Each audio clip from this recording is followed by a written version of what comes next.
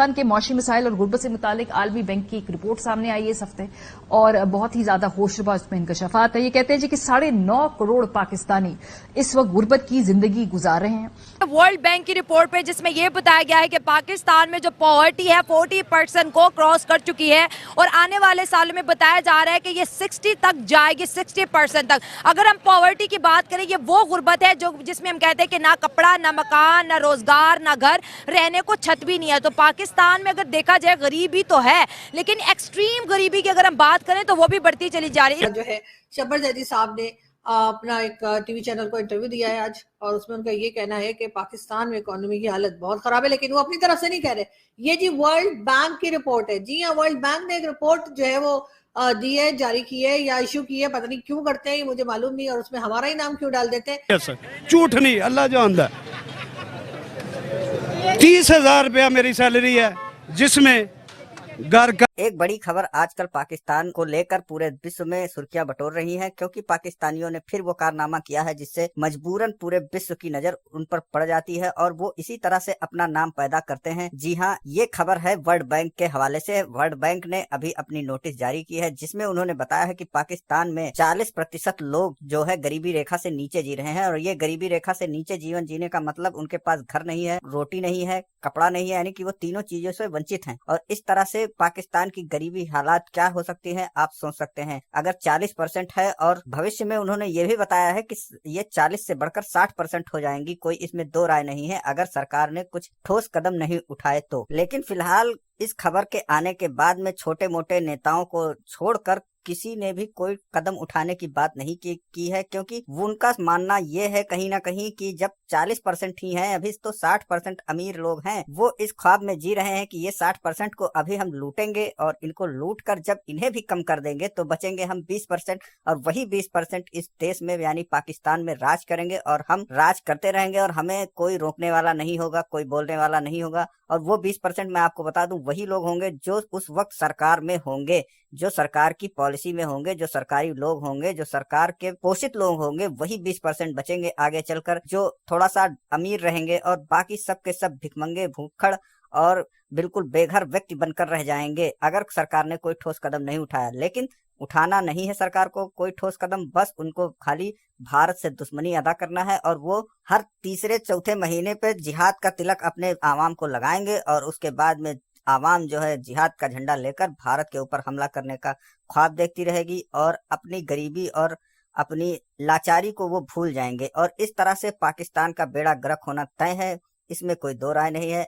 IMF और world bank की इस फटकार से भी पाकिस्तान की सरकार का कोई इन सब चीजों से लेना देना नहीं है। वो अभी भी अपने मस्त मौला, वो अभी उनके care taker prime minister London घूम रहे हैं और पूरे गाजे बाजे के साथ में वो घूम रहे हैं, अपनी ऐशो आराम की जिंदगी जी रहे हैं, और यहाँ आवाम गरीबी और गुर्बत से मरती हुई नजर आ रही है। लेकिन आवाम भी इन सब चीजों से खुश है, क्योंकि बंदे ने जो है काम बहुत अच्छा किया है। वो वहाँ UN में भारत को नीचा दिखाकर लौटा है, तो उसका तो इतना हक बनता ही है कि वो विदेश में घूमे टहले और मस्त मौला बनकर घूमे, ऐश करे। उसको कोई दिक्कत नहीं होनी चाहिए, चाहे हम आवाम वहाँ की जो है वो मरे। और ऐसे IMF और वर्ल्ड बैंक के रिपोर्ट्स तो आते जाते रहे हैं और रहते रहेंगे। कोई उससे कोई बहुत बड़ा प्रभाव नहीं है इस सरकार को, क्योंकि वो तो जिहादी व्यक्ति है, मर जाएंगे कट जाएंगे, लेकिन अपनी हरकतों से बाज नहीं आएंगे। तो चलते हैं वीडियो की ओर। वीडियो पसंद आए तो लाइक करें, चैनल को सब्सक्राइब करें और शेयर करना न भूलें। रेंट, बिजली का बिल, इन चोरों ने 28,000 बिल भेज दिया मुझे। लेकिन बहरहाल वर्ल्ड बैंक का कहना ये कि पाकिस्तान की जीवाट लगी हुई है, और जो गरीबी की रेखा के नीचे लोग हैं, यानी जो गुर्बत की लाइन से नीचे लोग हैं, पॉवर्टी लाइन से नीचे, उनके लिए बताया जा रहा है कि जी वो 40% है। फिर क्या किया? 7 से अदारे पकड़े मैंने, सालों से भीख मांगी, महंगाई खत्म होने का नाम ही नहीं ले रही। 30,000 में कोई हुकूमत नहीं या पुरानी नहीं है, तो गंजे लूट के खा गए मुल्क को। पाकिस्तान में गुज़िश्ता माली साल गुर्बत बढ़ के 39.4% तक पहुंच गई है। खराब मौशी हालात की वजह से मजीद 1.25 करोड़ अफराद गुर्बत के जाल में फंस गए हैं। ये कुत्ती के बच्चे, आप तो लंदन में, हमें इधर भागे। ये पेट्रोल देखे, आप पेट्रोल देखे, जो चोरों ने 300 कुछ रुपये लीटर कर दी, अभी मैं 307 से दारा पकड़ के ले गया। और इसके बाद शब्बर जैदी साहब का कहना यह है कि जी ये तकरीबन बन जाते हैं 9 करोड़ लोग, और 9 करोड़ लोगों को जो है वो गवर्नमेंट ऐसे मरने के लिए नहीं छोड़ सकती। इसलिए शब्बर जैदी साहब का कहना ये है कि होना तो ये चाहिए कि जी गवर्नमेंट जो है वो राशन सिस्टम जो होता था इधर बहुत, अभी तो कब्रिस्तान बनेगा इधर पाकिस्तान में। आई एम सीरियस, कब्रिस्तान बनेगा इधर, चोर बनेंगे, डाकू बनेंगे। मैं गांव का हूँ, रीजनल, 30,000 कमाते हुए मेरा महीना निकल। ये आप देखिए, ये पूरे छाले बने हुए हैं। इन चौधों ने पूरा मुल्क लूट के खा गए गंजे। पाकिस्तान अपनी मुकद्दस गायों, ज़रात और रियल एस्टेट पर टैक्स लगाने के लिए फौरी इकदामात करे। ये दुनिया कह कर थक गई है। पाकिस्तान के अंदर जो खुद भी मौशी माहिरीन है वो इसी बात का इशारा कर रहे हैं कि इन 2 सेक्टर्स को टैक्स करना जरूरी है, लेकिन जूं की तूं ये पूरी सूरत हाल है। लोग मतलब कार्ड लेके जाते हैं, उस पर जितना राशन लिखा होता है तो वो दिया जाता है। मैं कल उसी को कह रहे हैं, अगर कुछ और हो तो भाई आप लोग खुद ही समझ लीजिएगा। बाहर मैं तो वो बता रही हूँ जो शब्बर जैदी साहब ने कहा है। शब्बर जैदी साहब का कहना ये है पाकिस्तान में राशन सिस्टम लाना पड़ेगा, लाना चाहिए गवर्नमेंट को, ताकि लोग जो है वो भूखे ना मरे और लोग जो है उनकी मदद की जा सके। तो 2 बेटियां अभी दाखिल नहीं करा सका मैं, सीरियस। जिम्मेदार ने कोई सियासी पार्टी नहीं। और पेट्रोल गरीबों से महंगा हो गया, साढ़े को कच्चे लैन जो के बदलन दे पैसे ने। I am serious.